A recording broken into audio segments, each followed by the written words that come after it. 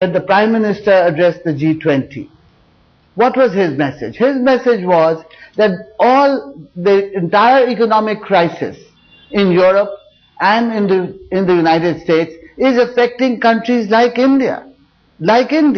Because obviously if they don't get out of their economic problems, where do we export to? Whom do we export to? So things do go down, but you had the concerned ministers. The finance minister has, unfortunately the House didn't allow him to discuss that, but the statement he laid on the floor of the table in Lok Sabha on the first day very categorically speaks of the dozens of steps which have been taken to stop the rupee falling and to stop the what looks like a balance of trade not working out as well as it did, or to stop the growth rate from going further down than 7.5%. That's not going to happen. Have some faith in your own country and your own system. But are we to understand that post this holdback, rollback, whatever you wish to call it, all further reform too has been put on the back burner, whether it's aviation, whether it's insurance?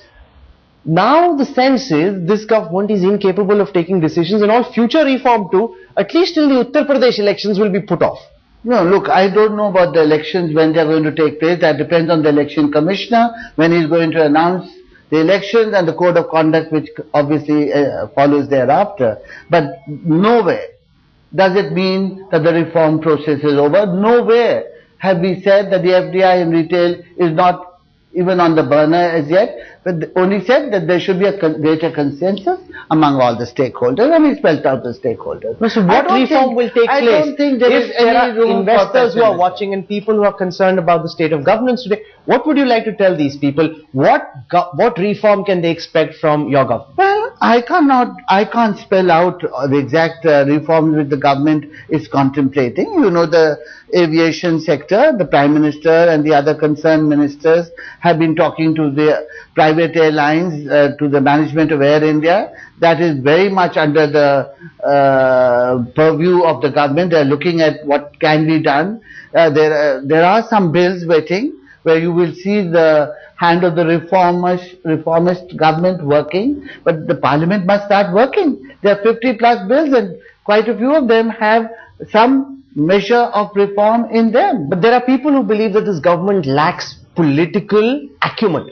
It goes and arrests Anna Hazare and gives so much surge to his movement. It goes bang in the middle of a parliament session when there are so many bills pending and announces a controversial decision on FDI. Does this government of technocrats and economists, madam, lack political acumen? This is the government with the UPA chairperson who led us to the hustings in 2009. And I said earlier, this is the mandate we got, a renewed, increased mandate in 2009. And you can see that in these 2.5 years, and I'm not wanting this to sound as a matter of defense, I'm proud to say that we moved from the age of asking for things from doles to a regime of rights. You have the right to education, you have the right to information, the right to food is on the anvil. So there are these things which empower the citizens, which is now the agenda of the UPA too. And I don't see anywhere signs of pessimism which you seem to have been outside government. There is pessimism all around. Only those in government. I move around outside also. I move around, I go back to the state, I go back to my district, I meet all my co-workers.